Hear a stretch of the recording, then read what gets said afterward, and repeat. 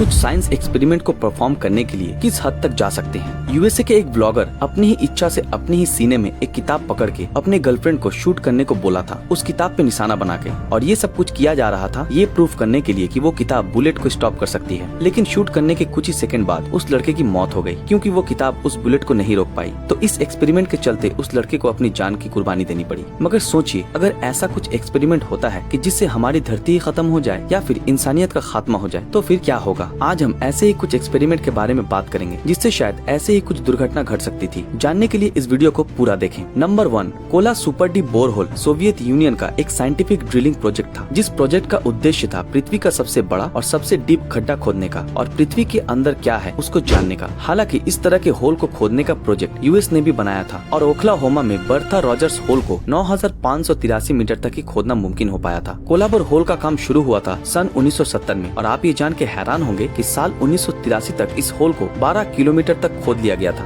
जो कि वर्ल्ड के सभी रिकॉर्ड को तोड़ चुका था। और ये होल इंसान के द्वारा बनाया गया सबसे बड़ा होल है। साल 1990 में इस होल को 13.5 किलोमीटर तक खोद लिया गया था, लेकिन तापमान 180 डिग्री सेल्सियस से ज्यादा होने के कारण बहुत सारे टेक्निकल प्रॉब्लम्स हो रही थी और साल 1992 में इस प्रोजेक्ट को फाइनली बंद करना पड़ा। साइंटिस्ट का ये मानना है कि अगर इस होल को और ज्यादा खोदा जाता तो विशाल भूकंप का सामना करना पड़ता। इस होल में से भारी मात्राओं में माइक्रोस्कोपिक फॉसिल्स पाए गए थे जो पानी से पूरी तरह भरे हुए थे और इतने डेप्थ में ये सब पाना हैरानी की बात थी। Number 2, the trinity test. Trinity दुनिया का पहला एटॉमिक बॉम्ब था जिसको यूनाइटेड स्टेट्स आर्मी के द्वारा जुलाई 16, 1945 में ठीक सुबह 5:29 पर जोर्नाडो डेल मुएर्तो नाम के एक रेगिस्तान में विस्फोट किया गया था, जो न्यूयॉर्क के सोकोरो से 35 माइल की दूरी पे स्थित है। एडवर्ड टेलर, जिसको the father of hydrogen bomb के नाम से भी जाना जाता है, वो इस प्रोजेक्ट के मेन साइंटिस्ट थे। पर आप शायद ये सुन के चौंक जाएंगे कि हमारे एटमॉस्फेयर में सबसे ज्यादा नाइट्रोजन गैस है, जिसकी वजह से ये एटॉमिक बॉम्ब इस एलिमेंट के साथ फ्यूज होके एक चेन रिएक्शन खड़ा कर सकता था और जिसके कारण पूरी दुनिया तबाह हो सकती थी। ये जानने के बावजूद भी यूएस गवर्नमेंट ने साइंटिस्ट एडवर्ड टेलर को ऑर्डर दिया था इस विस्फोट को करने के लिए। ये बॉम्ब विस्फोट होने के समय जो दृश्य था वो बहुत भयंकर था। 20 किलोटन का एक धमाका हुआ जिसके कारण आग आसमान तक पहुंच गई थी और एक विशाल आकार के धुएं का बादल 40,000 किलोमीटर तक फैल गया था। आसपास के इलाकों में तापमान बहुत बढ़ गया था और जिस जगह बॉम्ब फटा उस जगह 2 मीटर चौड़ा और 10 मीटर लंबा एक गड्ढा बन गया था। यहाँ तक कि इसके शॉक वेव्स 150 किलोमीटर तक महसूस किए गए थे। शुक्र इस बात का है कि कोई भी चेन रिएक्शन न होने के कारण ये टेस्ट सक्सेसफुल हुआ था। नंबर 3, SETI, जिसको search for extra terrestrial intelligence के नाम से भी जाना जाता है। ये एक ऐसा रिसर्च टीम है जिनका काम था एलियन लाइफ को जानने और डिस्कवर करने के लिए जो प्रोजेक्ट किया जाता है उन सब प्रोजेक्टों की जानकारी रखना और उससे हैंडल करना। सन 1896 में साइंटिस्ट निकोला टेस्ला ने बताया रेडियो वेव्स को यूज करके एलियन लाइफ को ढूंढा जा सकता है। उसके कुछ सालों बाद उन्होंने मार्स से आते हुए एक रेडियो सिग्नल को डिटेक्ट किया और इसके लिए यूनाइटेड स्टेट्स ने 1924 में 21 अगस्त से 23 अगस्त तक नेशनल रेडियो डे घोषित कर दिया और साथ ही साथ मार्स से आते हुए सारे रेडियो ट्रांसमिशन को सुनने लगे। साइंटिस्टों का मानना था कि अगर कोई एलियन सिविलाइजेशन सच में है तो ये उसे डिस्टर्ब करने जैसा हो जाएगा और अगर वो इस बात से नाराज हो गए और हम पे आक्रमण कर डाले तो हो सकता है कि वो हमसे भी ज्यादा आधुनिक हो और कुछ ही पलों में हमारे साथ साथ हमारे ग्रह को भी नष्ट कर दे या फिर हमें किसी प्रकार के एलियन एक्सपेरिमेंट बना दे। स्टीफन हॉकिंस का भी यही मानना था, क्योंकि पृथ्वी में जब दो सभ्यता मिलती है जिनकी टेक्नोलॉजी में बड़ा अंतर है तो आधुनिक सभ्यता कमजोर सभ्यता को नुकसान जरूर पहुंचाती है। लेकिन इन सब खतरे भी साइंस कम्युनिटी को नहीं रोक पाए ऐसे एक्सपेरिमेंट करने से। जैसे कि आप जानते हैं कि आज भी पूरी कोशिश जारी है स्पेस टेलीस्कोप, इलेक्ट्रोमैग्नेटिक डिटेक्टिव्स और आधुनिक कंप्यूटर के द्वारा एलियन लाइफ को ढूंढने की। उम्मीद है कि हमारी पृथ्वी को भविष्य में इसके कारण कोई नुकसान न पहुंचे। तो आपको क्या लगता है इनमें से कौन सा एक्सपेरिमेंट सबसे खतरनाक था? नीचे कमेंट में जरूर बताएं। अगर आपको ये वीडियो पसंद आया हो तो इस वीडियो को लाइक और ज्यादा से ज्यादा शेयर जरूर करें। अगर आप हमारे इस चैनल पर नए हैं तो हमारे इस चैनल को सब्सक्राइब करके बेल आइकन ऑन कर दें। तो फिर मिलते हैं आपके साथ अगले वीडियो में, तब तक के लिए अलविदा।